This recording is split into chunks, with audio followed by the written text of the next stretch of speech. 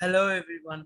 इस वीडियो में हम बात करेंगे टेक्निकल इंडिकेटर के बारे में। टेक्निकल इंडिकेटर जो है वो बेसिकली एक टूल है जिसकी बेसिस के ऊपर आप क्विकली मार्केट के अंदर ट्रेंड की कंफर्मेशन कर सकते हैं और ये देख सकते हैं कि किस तरह से ट्रेंड जो है वो मूव करता हुआ नजर आ रहा है। तो इस बेसिक कोर्स के अंदर हम तकरीबन 3 तरह के डिफरेंट टेक्निकल इंडिकेटर्स की बात करेंगे जो बहुत ही बेसिक लेवल पे यूज किए जाते हैं और उनकी बेसिस पे आप अपनी ट्रेडिंग स्ट्रेटजीज को डिफाइन कर सकते हैं। यस, सबसे पहले हम बात करेंगे रिलेटिव स्ट्रेंथ इंडेक्स की।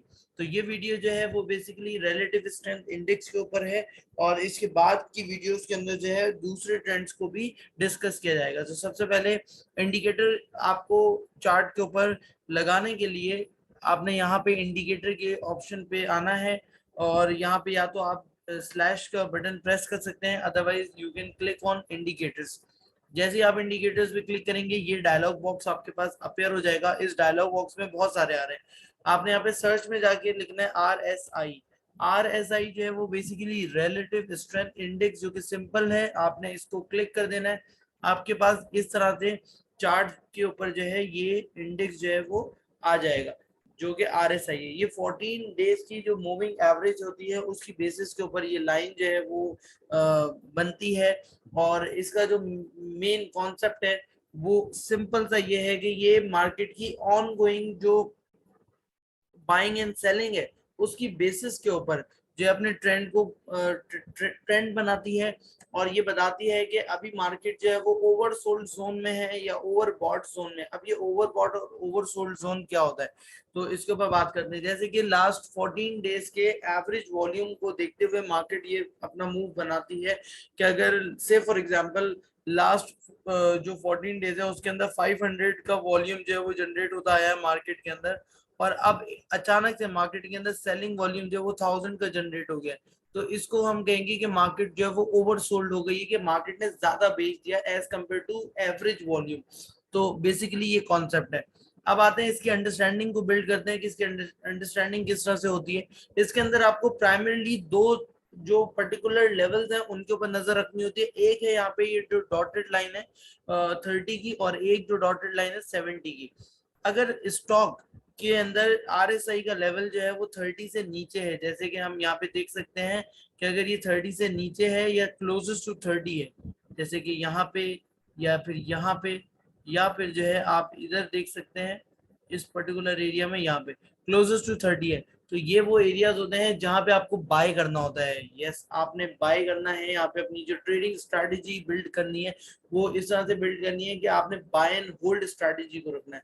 बाय बाय एंड होल्ड का मतलब ये है कि आपने बाय किया और उस पोजीशन को आपने होल्ड करना है एटलीस्ट जब तक आपके पास ये RSI जो है वो अपवर्ड मूव नहीं कर लेती, उस टाइम तक बाय करना है। जैसे कि अगर हम और पीछे आते हैं और यहाँ पे देखें आप ये एरिया, ये पर्टिकुलर एरिया और इसके साथ ये वाला एंड देन दिस वन, तो ये तमाम एरिया जो है ये बाय की इंडिकेशन दे रहे हैं। तो बिल्कुल लेमन पर्सपेक्टिव में अगर आप देखें तो आपने आगे इस चार्ट को ओपन करना है, इस पे देखना है कि कौन से ऐसे स्टॉक्स हैं जो कि जो 30 से बिलो पे ट्रेड कर रहे हैं, वो उन स्टॉक्स को आपने अपने पोर्टफोलियो के अंदर ऐड कर लेना है और होल्ड करना है। एंड जब तक ये लाइन जो है वो 70 के लेवल को टेस्ट नहीं कर लेती, लेकिन जहां पे 70 के लेवल पे आ गई इसका मतलब है अब स्टॉक जो है वो ओवरबॉट हो चुका है।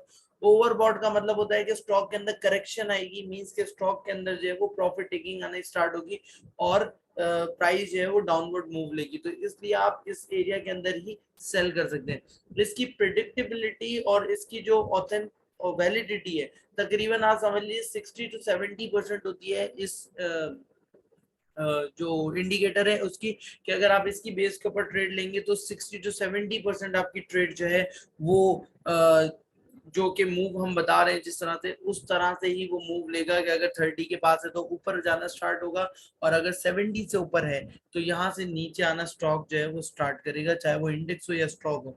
इस स्ट्रैटेजी को आप किसी भी मार्केट के ऊपर अप्लाई कर सकते हैं, जैसे कि crypto, commodity, forex and stocks. ये बार बार आपको इसलिए बताया जा रहा है ताकि आपको इसका बेनिफिट पता चले कि अगर आप सिर्फ इसको सीख जाते हैं तो इसकी बेसिस के ऊपर आप काफी बेहतर स्ट्रेटजीज बना सकते हैं। ये बिल्कुल बेसिक सी चीज है, और देखते साथ आप पहचान जाएंगे कि ये वाला स्टॉक मुझे लेना चाहिए या मुझे नहीं लेना चाहिए। तो जो लोग बहुत ज्यादा डिटेल्ड एनालिसिस नहीं करना चाहते हैं, तो वो इस इंडिकेटर का यूज करें और इसकी बेसिस के ऊपर आप आराम से पैसे बना सकते हैं।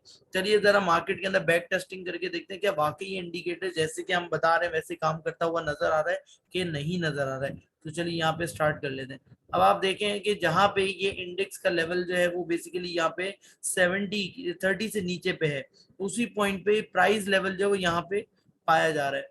जब ये क्लोजेस्ट टू 70 होता है तो उसी एरिया पे मार्केट के अंदर भी हाईएस्ट लेवल बनता है और वहां से गिरना स्टॉक, ये जो आपके पास जो इंडेक्स चार्ट है गिरना स्टार्ट करता है। फिर आते हैं, फिर ये क्लोजेस्ट टू 30 हो जाता है। यहाँ पे अगर आप देखें तो ये 35 34 इस तरह से चल रहा है। तो उसके बाद यहाँ पे इसने यहाँ पे लो बनाया एंड देन अपवर्ड मूव लेना स्टार्ट किया। सिमिलरली यहाँ पे भी अगर देखा जाए तो यहाँ पे इसने 2 टाइम्स लो बनाया और सेम मूवमेंट यहाँ पे भी रही, उसके बाद अपवर्ड मूव लेना स्टार्ट हुआ।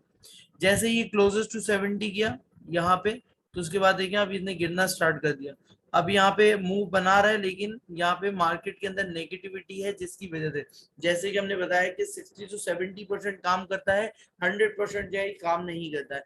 तो आपने जो है सिंपल सा रखना है कि जहाँ पे इसकी मूवमेंट जो है वो नजर आ रही है कि अपवर्ड मूव जाता हुआ नजर आ रहा है, तो आपने अपने पास जो है इसको बाय एंड होल्ड रखना है। एक चीज और, ये जो इंडिकेटर है अगर मार्केट अप ट्रेंड में या डाउन ट्रेंड के अंदर है तो उसमें तो बहुत अच्छे से काम करता है, लेकिन अगर मार्केट कंसोलिडेशन फेज के अंदर है तो फिर आप इस इंडेक्स इस जो इंडिकेटर है इसका यूज ना करें, क्योंकि वहां पे ये वेग आपको जो है प्रिडिक्शन दे रहा होगा या फिर आपको मिसलीड कर रहा होगा।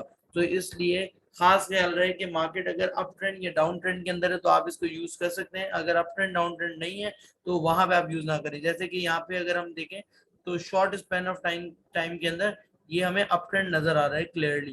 तो आप यहाँ पे बिल्कुल देख सकते हैं कि यहाँ पे इसने लो बनाया 30 के आसपास और सेम इस पॉइंट के ऊपर लो बनाया। उसके बाद यहाँ से इसने अपवर्ड मूव लिया है, यहाँ पे भी ये back to back upward move लेता हुआ नजर आया है, जहाँ पे इसने आके यहाँ पे आके 70 से ऊपर ओवर बॉट जोन को शो किया। उसके बाद यहाँ से इसकी परफॉर्मेंस टेपर ऑफ होने लगी और नीचे आई। तो आप ये देख सकते हैं कितनी ब्यूटीफुली और कितनी क्लैरिटी के साथ आपको ये इंडिकेट कर रहा है, बता रहा है कि यहाँ पे आपने प्रॉफिट टेकिंग करनी है, यहाँ पे आपने जो है वो बाइंग करनी है और किस तरह से आपने अपना मूव लेता हुआ बनाना है। तो बेसिक लेवल के ऊपर इस चीज को आप इम्प्लीमेंट करके देखें, आपकी ट्रेडिंग स्ट्रेटजीज के अंदर और आपके प्रॉफिट के अंदर जो है वो अपवर्ड मूव आपको नजर आएगा कि आपके प्रॉफिट जो है वो मैक्सिमाइज होना स्टार्ट होंगे। Thank you so much.